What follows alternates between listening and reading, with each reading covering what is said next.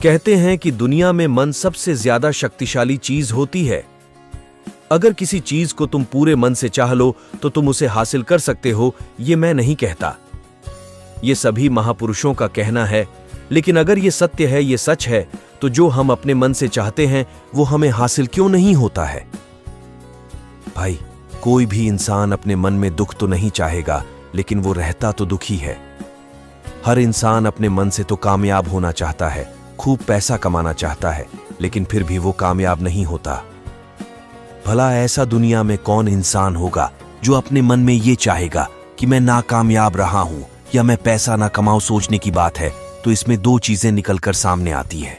या तो वो महापुरुष गलत थे जिन्होंने ये बात बोली कि मन से चाहिए हुई चीज हासिल हो जाती है, या फिर हम गलत है।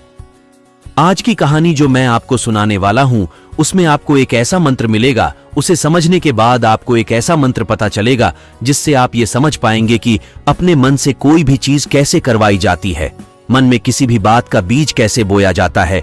ये इस कहानी से आपको अच्छी तरह से समझ में आ जाएगा, और इससे आप ये भी समझ पाएंगे कि आकर्षण का नियम लॉ ऑफ अट्रैक्शन कैसे काम करता है। कहानी छोटी सी है लेकिन बहुत ही गहरी है। इससे पहले कि आप इस कहानी में खो जाएं, इस चैनल को सब्सक्राइब जरूर कर लें। तो चलिए कहानी शुरू करते हैं। एक बार की बात है, एक आदमी के जीवन में सिर्फ दुख ही दुख थे। वो जो भी काम करता, उस बेचारे का वो काम पूरा ही नहीं होता। घर में आता तो घर में क्लेश बना रहता। किसी से कोई मदद मांगता तो कोई उसकी मदद नहीं करता। ऐसा लगता था कि चारों ओर से दुखों का पहाड़ उसी पर टूट पड़ा है। उसे समझ नहीं आ रहा था कि मैं इन दुखों से बाहर कैसे पाऊं। वो दिन रात यही सोचता रहता कि अपने दुखों से छुटकारा कैसे पाना है। इसी कारण से वो रात में सो भी नहीं पाता था। उसकी आंखों के नीचे बड़े बड़े काले घेरे बन गए थे, जो इस बात का प्रतीक थे कि वो आदमी कितना दुखी है और कितना चिंतित है। कभी कभी तो उसके मन में आत्महत्या करने के भी ख्याल आते थे, लेकिन अपने परिवार की चिंता करके वो ये कदम नहीं उठा पाता था। वो इतना दुखी हो गया कि उसने निर्णय किया कि वो इन दुखों से छुटकारा पाकर रहेगा। इसके लिए चाहे उसे कितनी भी मेहनत करनी पड़े, कुछ भी करना पड़े, चाहे अंगारों पर चलना पड़े, लेकिन इन दुखों से छुटकारा हासिल करके रहेगा। ऐसे ही एक दिन उसने अपने मित्र से पूछा कि मैं अपने जीवन को कैसे सुधारूं। उसके मित्र ने उसे बताया कि तुम किसी बाबा के पास जाओ। बाबाओं के पास ऐसा मंत्र होता है जिससे सारे दुख मिट जाते हैं, जीवन खुशियों से भर जाता है और धन संपदा भी हासिल हो जाती है।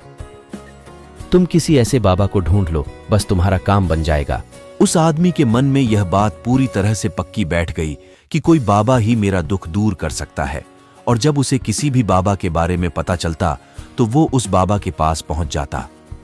वो उस बाबा को अपनी समस्या बताता और उससे उसका समाधान पूछता और कहता है कि बाबा, मैं कुछ भी करने के लिए तैयार हूं, लेकिन मेरी इन समस्याओं से मुझे छुटकारा दिला दीजिए। आप जो कहेंगे मैं वह करूंगा, लेकिन मेरे जीवन को सुधार दीजिए। बाबा उसे कुछ टोने टोटके बता देते थे करने के लिए, और बदले में दान दक्षिणा ले लेते थे कि ये टोना टोटका करने के बाद तुम्हारे घर में सुख शांति बनी रहेगी। बस इस टोटके को पूरी विधि के साथ करना। वो आदमी घर लौटकर पूरी विधि के साथ टोने टोटके करने लगा, लेकिन बहुत टोने टोटके करने के बाद भी उसके जीवन में कुछ बदलाव नहीं आया। इसके विपरीत उसका जीवन और ज्यादा दुखी हो गया। जो भी बाबा उसे टोना टोटका देता था, वो बदले में उससे दान दक्षिणा लेता था, जिससे उसका धन भी धीरे धीरे खत्म हो रहा था। इससे उसके जीवन में दुख और ज्यादा बढ़ गए। तब उसे लगा कि बाबाओं के पास जाने से तो मेरे जीवन में दुख कम होने की बजाय बढ़ती ही जा रहे हैं, तो मुझे क्या करना चाहिए? बाबाओं के पास जाऊं या ना जाऊं? फिर एक दिन एक आदमी ने उसे बताया कि तुम अपने घर में किसी पंडित को बुलाकर हवन करवा लो। हवन होगा, घर शुद्ध हो जाएगा। कोई भी बुरी ऊर्जा होगी घर में तो वह घर से बाहर चली जाएगी। किसी पंडित को बुलाकर पूरे विधि विधान से मंत्रोच्चारण कराओ और हवन कराओ, जिससे घर में सुख शांति आए। उस आदमी के मन में यह बात बैठ गई और उसने एक पंडित को अपने घर पर बुलाकर हवन करवा दिया। हवन अच्छी तरह से संपन्न हुआ। बदले में पंडित ने भी अच्छी दान दक्षिणा ली और उसके बाद वो वहां से विदा हो गया। लेकिन कुछ दिनों के बाद उस आदमी को महसूस हुआ कि उसके जीवन में अब भी कोई बदलाव नहीं आया है। अब वो आदमी पूरी तरह से दुखी हो गया और ज्यादा परेशान हो गया। अब तो उसे लगने लगा था कि मेरे जीवन में से दुख कभी खत्म ही नहीं होंगे, और यही सोच सोचकर उस आदमी का बुरा हाल हो गया था।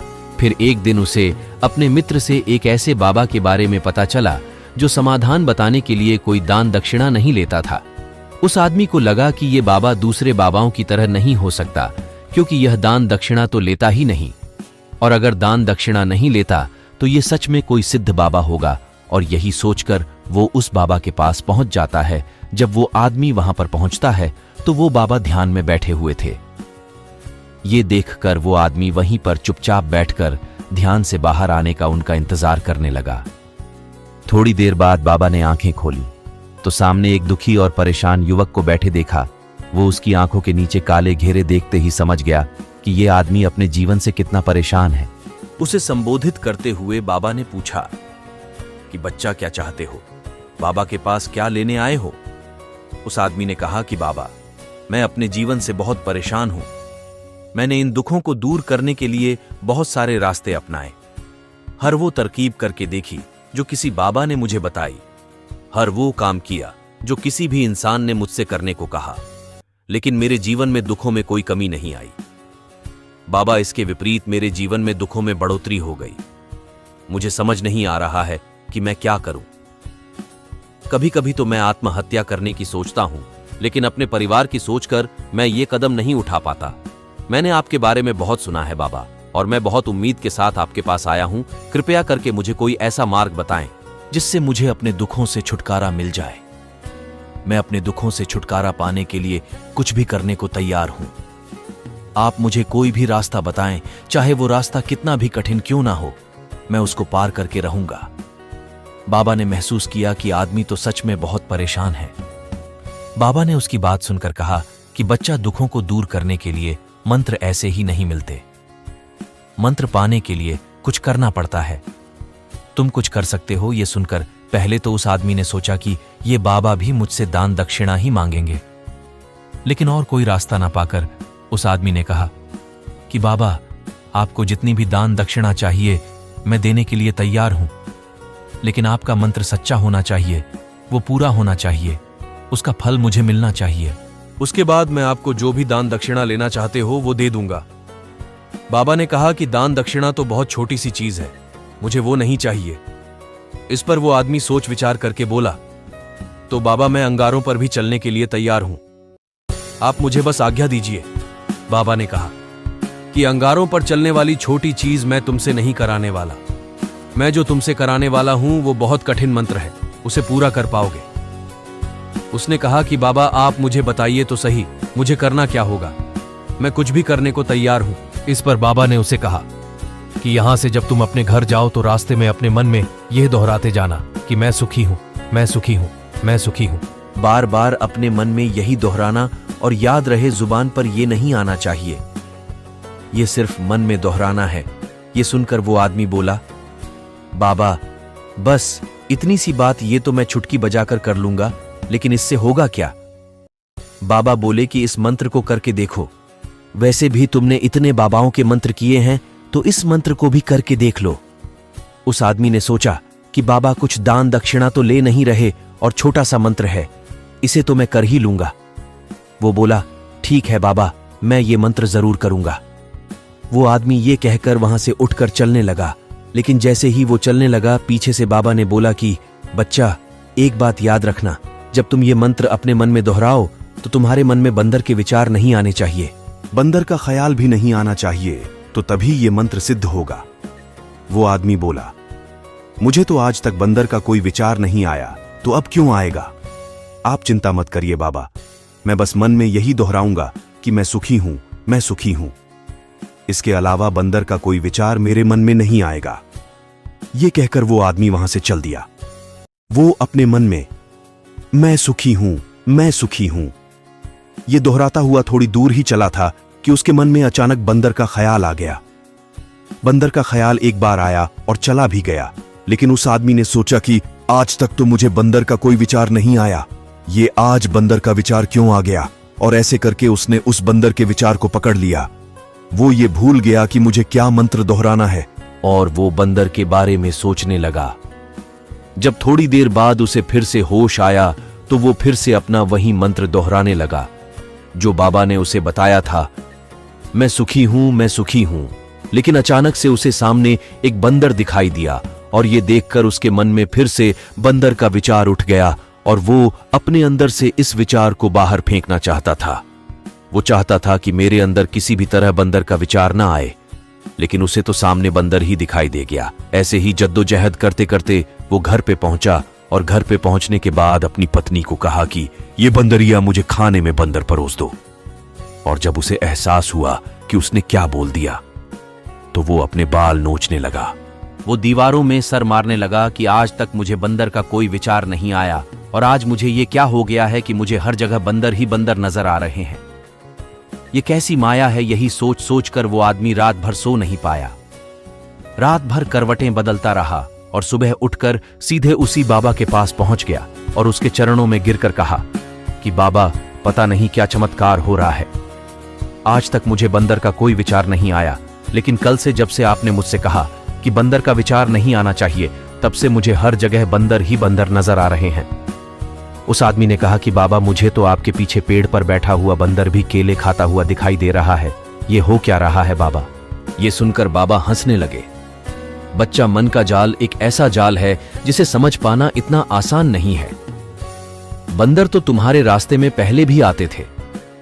जब तुम मेरे पास आए थे तो इन्हीं पेड़ों पर ये बंदर घूम रहे थे, लेकिन तब तुम्हारे ध्यान में ये बंदर नहीं था। तब तुम्हारे ध्यान में सिर्फ अपने दुख थे। इसके बाद बाबा ने उसे बताया कि बच्चा, हम जिस चीज से भी दूर भागना चाहते हैं, वही चीज हमारे मन में बहुत गहरे में प्रविष्ट हो जाती है, वो हमारे अंतर्मन में समा जाती है। असल में हम जिस चीज से भी छुटकारा पाना चाहते हैं, उससे छुटकारा इसीलिए पाना चाहते हैं कि वो हमारे साथ बहुत गहरे से जुड़ी हुई है और हम जितना ही उससे छुटकारा पाना चाहते हैं वो उतनी ही गहरी हमारे मन में बैठती चली जाती है और आखिरकार वो हमारे अंतर्मन में छा जाती है। ऊपर से तो हम चाहते हैं सुखी होना कि मैं सुखी हूं, सुखी हूं। हमारे होंठ भी यही बोलते रहते हैं, लेकिन हमारे मन में दुख समाये होते हैं। हमारे विचारों में, हमारे मन में हमें दुख ही दुख दिखाई देते हैं।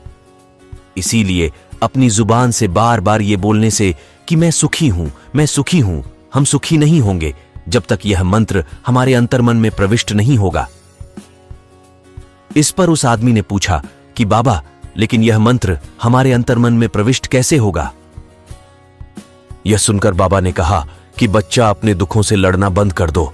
जब तक तुम अपने दुखों को दूर करने की सोचते रहोगे, तब तक वो दुख तुमसे चिपके रहेंगे। तब तक वो दुख तुम्हारे अंतर्मन पर अपना राज जमाए बैठे रहेंगे और जिस दिन तुम उन दुखों के बारे में सोचना ही छोड़ दोगे, उन दुखों से छुटकारा ही नहीं पाना चाहोगे, उसी दिन से तुम्हारी जिंदगी से दुख गायब हो जाएंगे।